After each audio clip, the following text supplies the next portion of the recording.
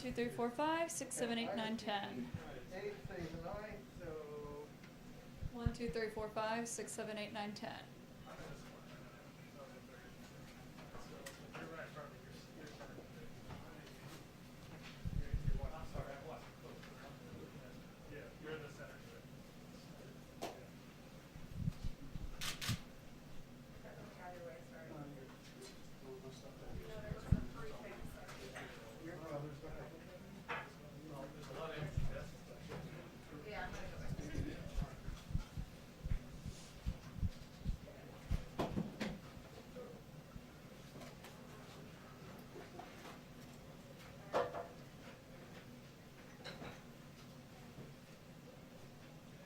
Yeah, the White House says he is one viewer who will not be turning into the current or the former president's impeachment trial that's happening. They say that's because he's too busy focusing on his own agenda here, which of course is dealing with that coronavirus relief proposal that he is still trying to make sure has all 50 Democrats on board with it in the Senate as they are drafting that legislation this week in the House, while the Senate is, of course, focused on former President Trump. And so the White House says he's going to be doing that. He's got a trip to the Pentagon, another to the National Institutes of Health as well that's on his schedule. And so they're going out of their way to say this is not going to be something that is taking up a lot of time of President Biden's. Though, of course, he has weighed in on it at times. He has declined to say how he believes former President Trump should be held to account. He did not say the other day whether or not they should take any action against him after this trial does go forward, instead saying, leave that up to the Senate. So, of course, now here comes the briefing, and we'll talk about it then. There, Jake.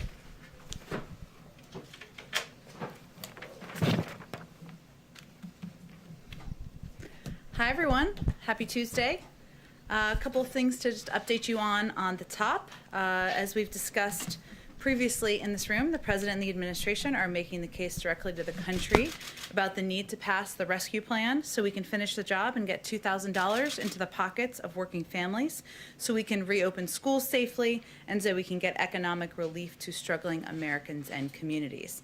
As part of that work, the President, the Vice President, and Treasury Secretary Yellen will meet this afternoon with business leaders to discuss the vital role that the American Rescue Plan will play in saving our economy and getting Americans back to work. Private sector leaders understand how important it is, and we've seen calls from across the political spectrum, from leading business groups to labor and progressive lawmakers, for Congress to act quickly in getting additional economic relief out the door.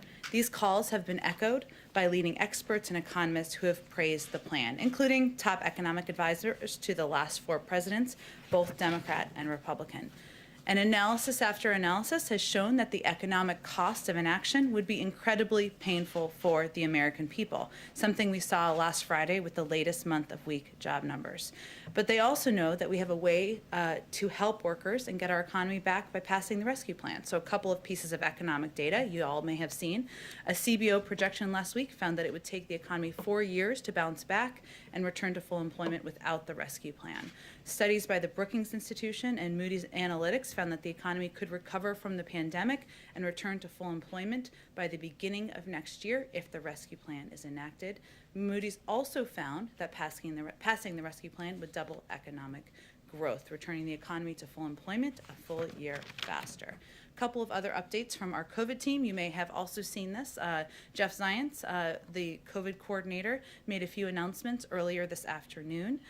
Today, we announced the launch of our Federal Quality Health Centers, FQHC, vaccination program. Community health centers provide primary care services in underserved areas, reaching almost 30 million people. Under this new program, we will begin directly sending vaccine supply to community health centers, enabling them to vaccinate more of the people they serve, alongside other efforts like mobile health units and community vaccination centers.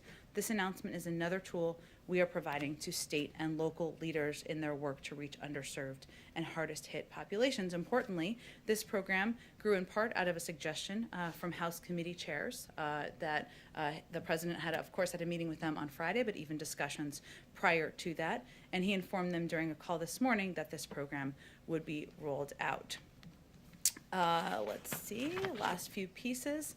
We also announced another increase in weekly vaccine allocations to states, tribes, and territories, bringing us up to 11 million doses. So overall, This after weekly increases the past 2 weeks, and it's a net 28% increase to states since we entered government.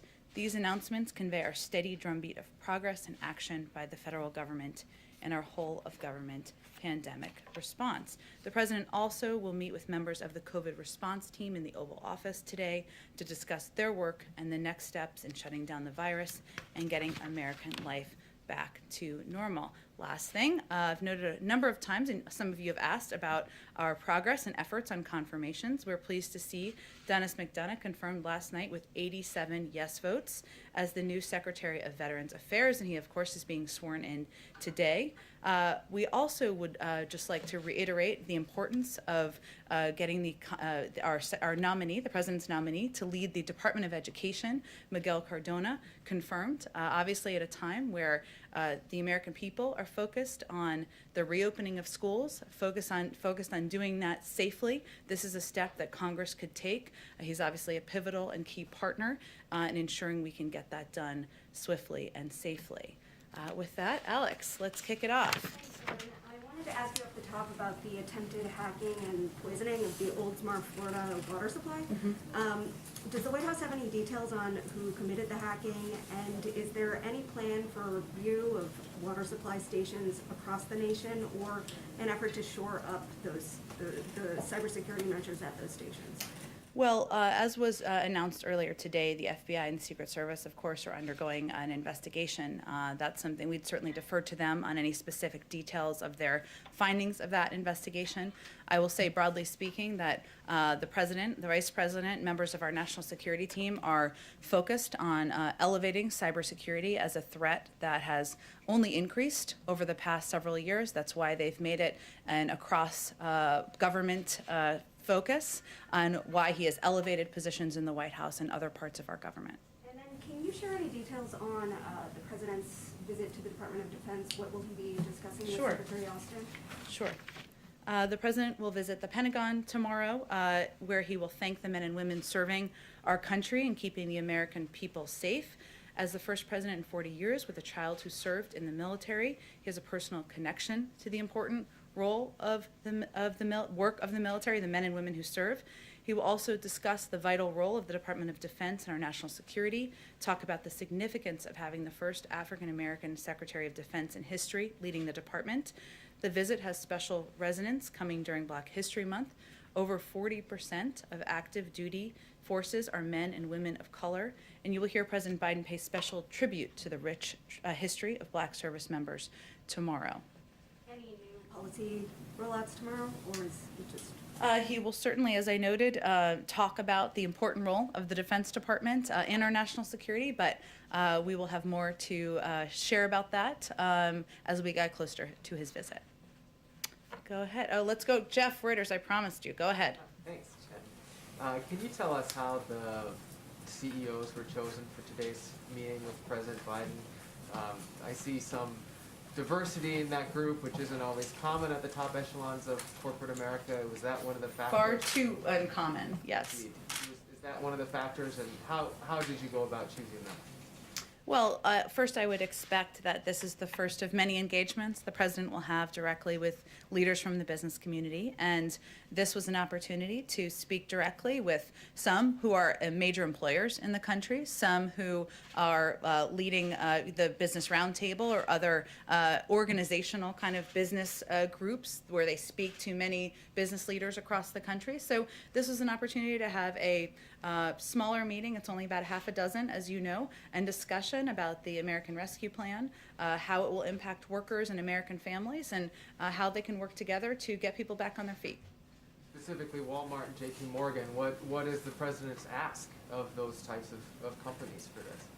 I wouldn't look at it through that prism, Jeff. I would look at it as a conversation with leaders who have, Walmart is, of course, one of the biggest employers in the country and states across the country.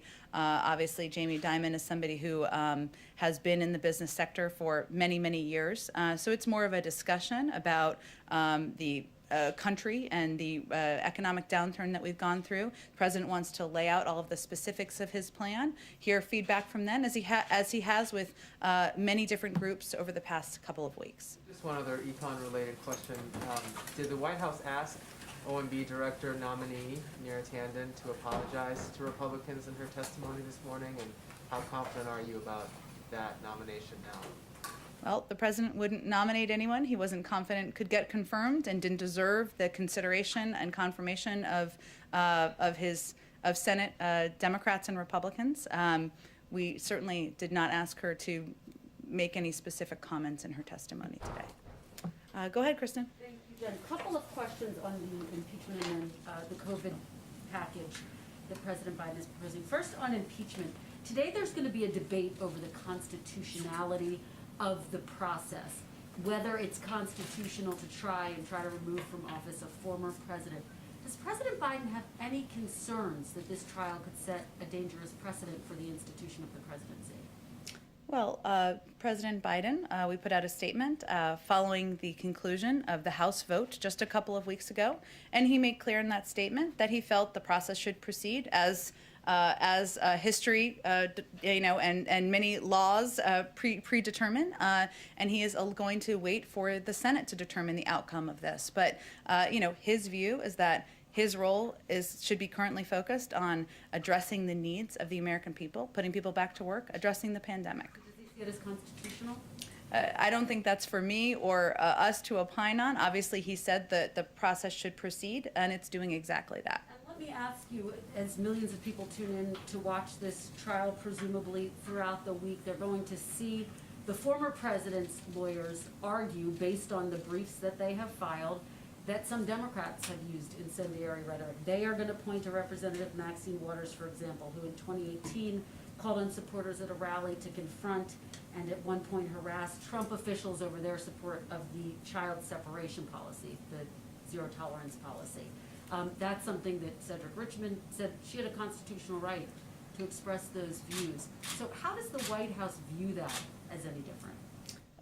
Look, Joe Biden is the president. He's not a pundit. He's not going to opine on the back and forth arguments, nor is he watching them that are taking place in the Senate. Okay, let me ask you about the COVID relief package. Yesterday, the Ways and Means Committee Democrats proposed limiting the $1,400 direct payments to those making $75,000 or less. Is that something that President Biden supports, and does he have any concerns that progressives might not be on board with that?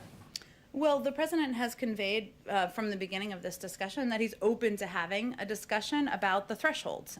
He has been firm in his resolve that Americans should be made whole on the $2,000 checks, which of course would mean maintaining his firmness on the $1,400 checks, right? But there's been a discussion about the thresholds and what those should look like. And he doesn't feel that families making over $250,000 a year should be the target of this relief. But there is a scale up, right? Even in the recent negotiations from the 75 and from the 150, it's just will reach a certain top thresholds where people would not receive relief. So, but has he determined whether he would support that? Does he support $75,000 as being the threshold? It's not the threshold. That's kind of who would receive the maximum amount. There is then a scale up beyond that.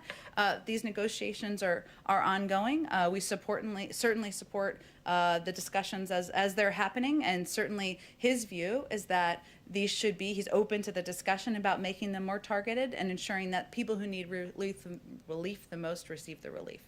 Go ahead. I had a couple, but I wanted to follow up on something Jeff asked, which Okay. is Jamie Dimon is among those participants, and there's been complaints both that big banks like JP Morgan have made it difficult for small businesses, minority businesses to access PPP loans, and lots of data that shows recently big banks have been scaling back consumer lending and instead buying government securities. And so I know that this is kind of a cheerleading event for the president's legislative package, but is he going to raise either of those issues with Jamie Dimon when he has the opportunity? Well, the president does not have a litmus test that he that he gives people before he meets with them in the Oval Office. Otherwise, he would not have met with 10 Republicans last week. So they don't agree with him on everything. I'm sure the business leaders would convey that to you. He doesn't agree with them on everything. But this is really a discussion about the American Rescue Plan, a plan that will help spark economic growth, help put people back to work, help get our economy on a path to recovery, and hopefully that's something they can all agree on. And I know that you guys have put together a task force to look at domestic extremism following Mm-hmm. what happened in January. But there's been a lot of reporting about the breakdowns that have happened in the government ahead of that, coordination between DHS and the FBI and Capitol Police. So I'm wondering, especially as there's chatter indicating that there might be further sort of demonstrations surrounding the election, what, if anything, the administration is doing to Surrounding which election? Sorry, I'm just trying to follow you. the past one. The past one. Yes. Okay. There's been online chatter that there's going to be another demonstration in March here in Washington. My point is the administration doing anything to look at the kind of breakdown that happened within law enforcement and the federal government ahead of January 6th to make sure that it's not replicated in the future? Well, I think one of the steps we took was the president named a head of Homeland Security in the White House, a role that did not exist in the prior administration, who can serve in a coordinating role to ensure that we are in touch with state and local authorities and officials, something that wasn't happening at a pace and with a level of coordination that should have happened in the last administration. We obviously came into office, or the president came into office, and our entire national security team did at a time of heightened alert, even on the day of the inauguration and following. So I would say we certainly are not looking to the past administration as a model, and we are charting our own path to make sure we do things differently. And lastly, the World Health Organization said today that it was extremely unlikely that the coronavirus escaped the lab in Wuhan. And I'm just wondering, especially now that we've sort of resumed our participation in the WHO, if the administration agrees with that assessment. Yeah, we have obviously seen those reports, as I mean the public reporting on it. We're looking forward to receiving the report and the data from the WHO investigation. We haven't looked at the data specifically ourselves, so we'd like to do that. We've expressed our concerns regarding the need for full transparency and access from China and the WHO to all information regarding the earliest days of the pandemic, but we weren't involved directly in the implementation of this investigation, and again, we'll just look forward to reviewing the findings in detail. Go ahead. Oh, we'll come back to you, Caitlin. Sorry. Go ahead. Two questions on schools. You opened up talking about reopening schools as being a priority for the administration. Are there any discussions within the administration of providing these kind of rapid tests that are being produced by Illum and other companies to help that move quicker, to get those tests to local school systems within the states? Well, our focus really at this point in time is waiting for the CDC guidelines to come out and give schools across the country, school districts across the country, the first medical and scientific recommendations and guidelines that have been given from the federal level.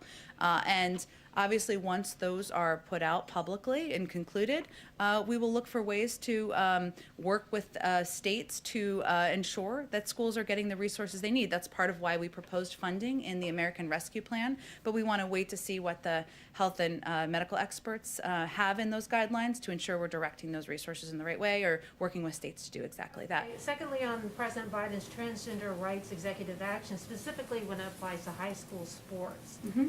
What message would the White House have for trans girls and cis girls who may end up competing against each other and sparking some lawsuits and some concern among parents? So does the administration have guidance for schools on dealing with disputes arising over trans girls competing against and with cis girls? I'm not sure what your question is.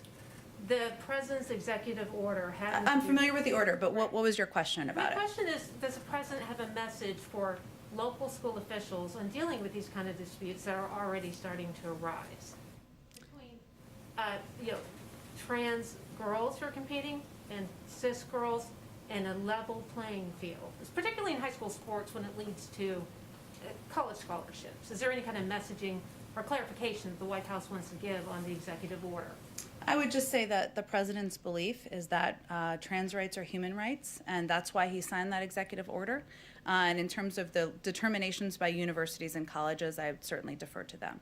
Go ahead oh, sorry, Caitlin, go ahead. Go ahead, and then we go to the back. Go ahead. It's okay, I don't mind when you call me.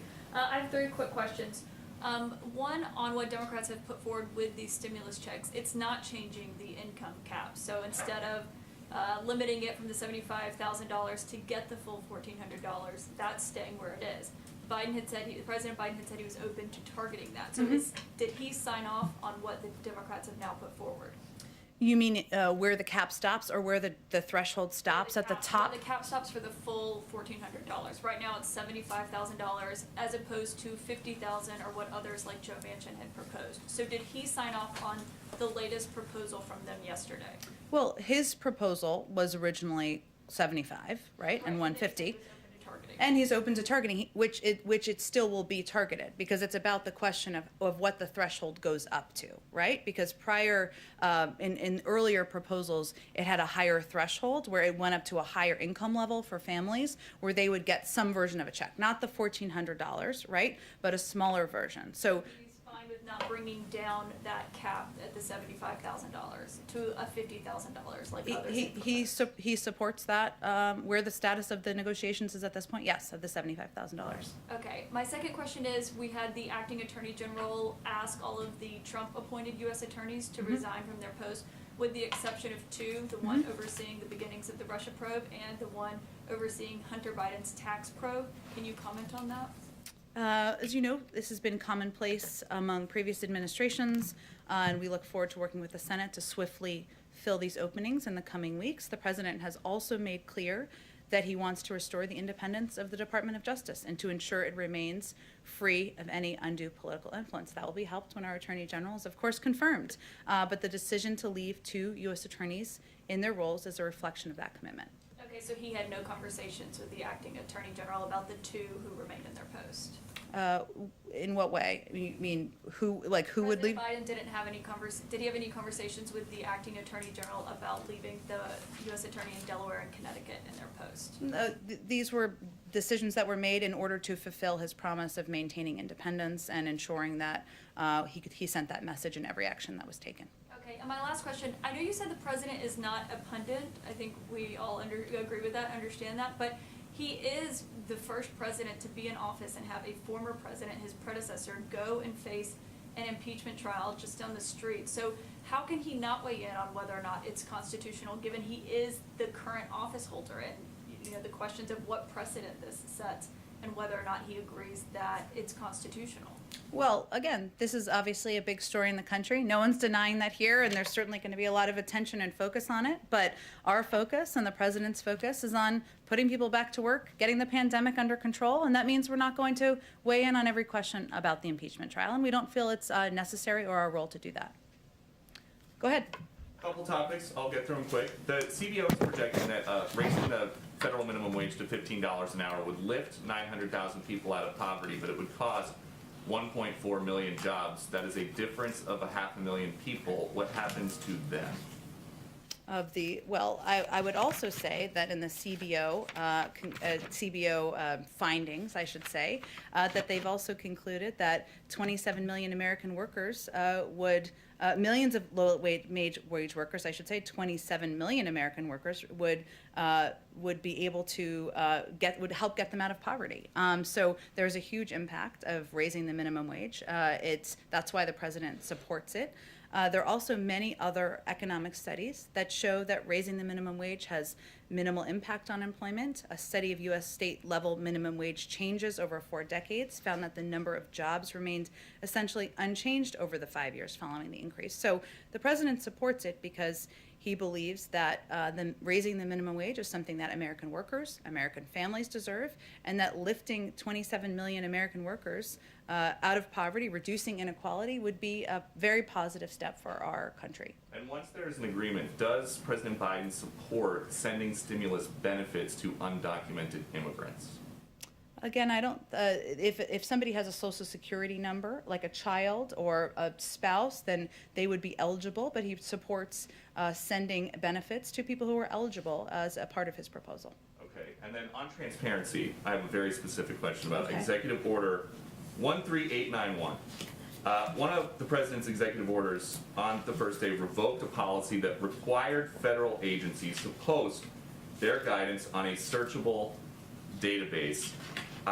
There are questions now on Capitol Hill from some Republican senators about why that was revoked. And so now the question to you. Well, agencies have definitely not been told to take down databases or other public information. That would be inconsistent, which I think is why you're asking the question, with what the president has talked about, what the vice president talked about. We want agencies to use all the tools available to them to make public policies transparent and accessible.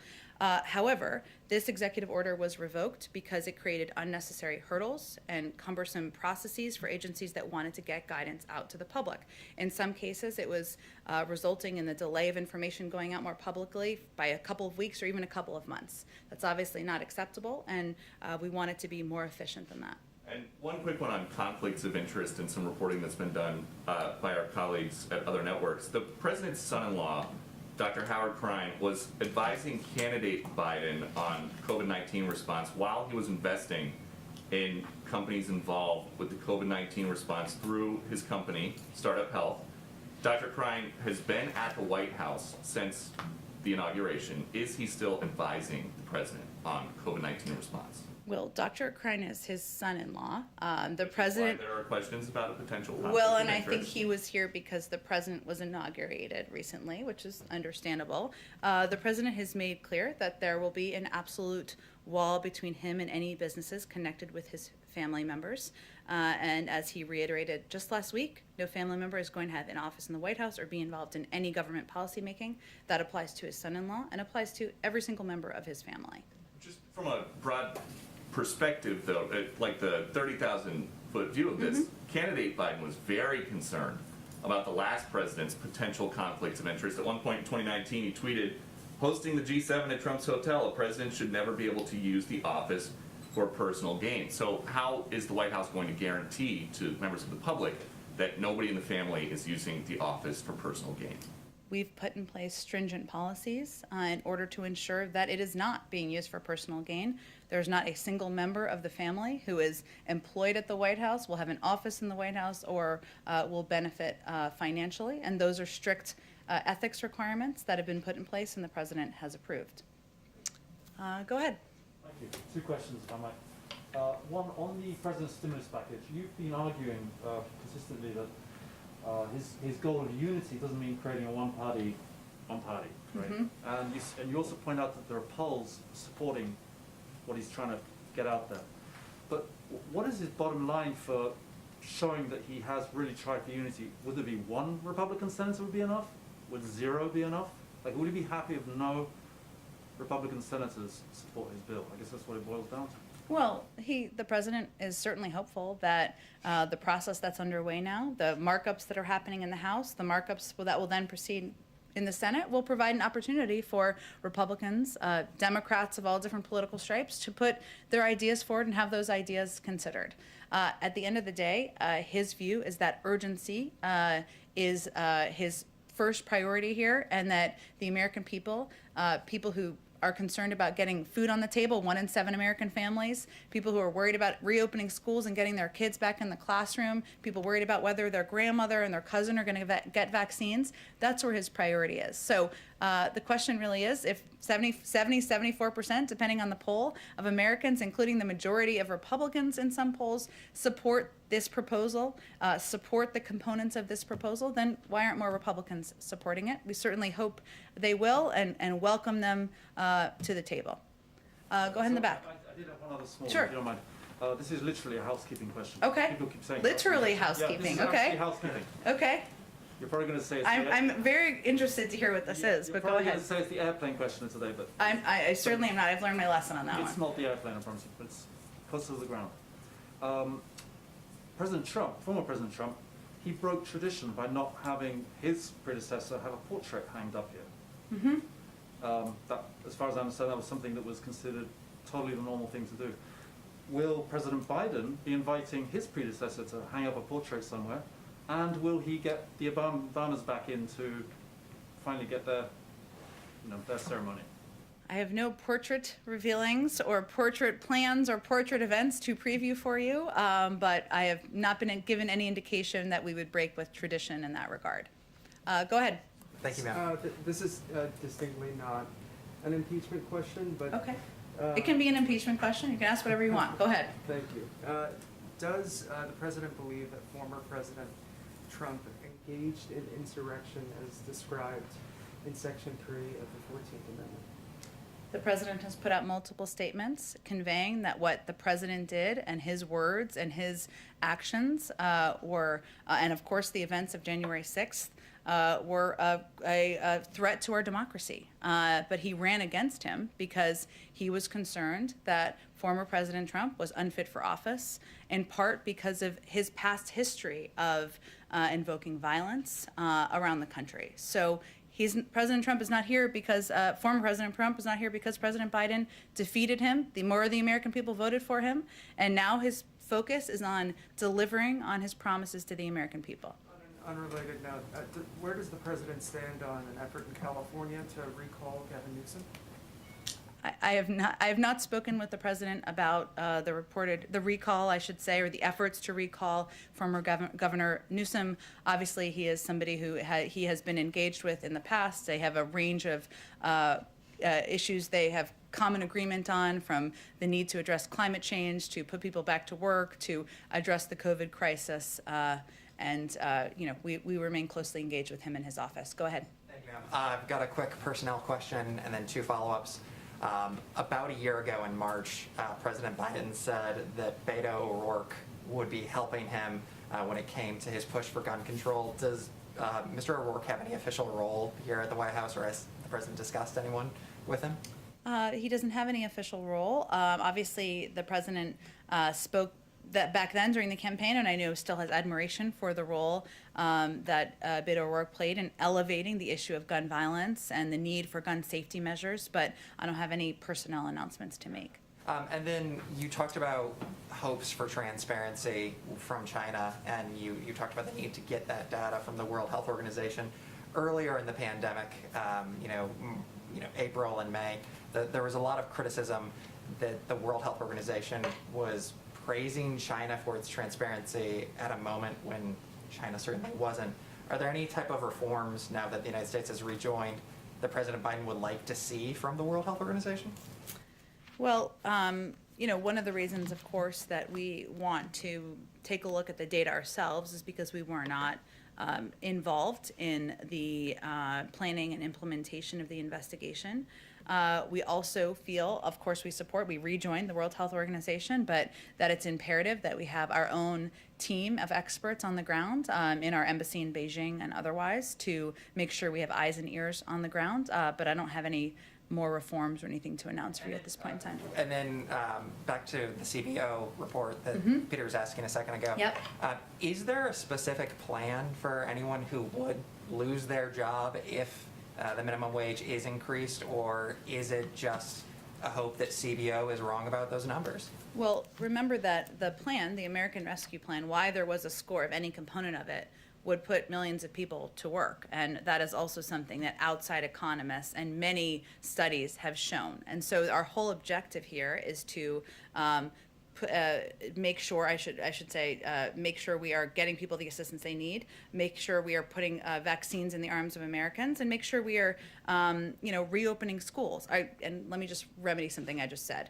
The president is going to roll out a Build Back Better agenda, a jobs package, in the coming weeks. Part of his objective is combined with this package to make sure we are not only addressing the pandemic, but we are also reinvigorating the economy. So his goal with all of these plans is to work with Congress to put people back to work. And the minimum wage, increasing the minimum wage, is a way to ensure that workers are pulled out of poverty, that millions of workers who are doing honest work and making an honest living are not living on the poverty line. He thinks that's right, and that's something that should happen. But he has had no shortage of proposals to put people back to work, and part of the reason this was scored is because he's starting to put proposals forward. Go ahead, Hans. Just 2 questions. One, the first one, a pool question from a colleague in Canada. And that is that Canada's announced that it will require COVID negative tests for anyone crossing the land border into the United States. Does the U.S. plan to reciprocate? I don't have any additional travel restrictions to read out for you. Obviously, our COVID team and our health and medical experts make recommendations based on what is necessary to keep people safe, and they've put in place some travel restrictions, but I don't have anything to preview for you or predict on the Canada land crossing front. Okay, and then you mentioned the sort of goal of opening up schools swiftly and safely. Could you help us understand what the White House's or what the president's definition of open schools is? Does it mean teachers in classroom teaching students in classroom, or does it just mean kids in classroom with a remote screen? Help us understand. Sure. His goal that he set is to have the majority of schools, so more than 50%, open by day 100 of his presidency. And that means some teaching in classrooms. So at least one day a week. Hopefully it's more. And obviously it is as much as is safe in each school and local district. When you say some teaching, you didn't use the same majority qualifier there. You just have to have some teaching in school, some teachers in school, not the majority of teachers in school and the majority of classrooms. Well, teaching at least one day a week in the majority of schools by day 100. Okay, and that's in-person teaching. In-person teaching, yes. Thank you. Sure. Go ahead. Oh, go ahead. Thank you. Another CDO question. The report that came out yesterday said that the first 4 months of fiscal year 2021, the federal deficit rose 90% to $738 billion.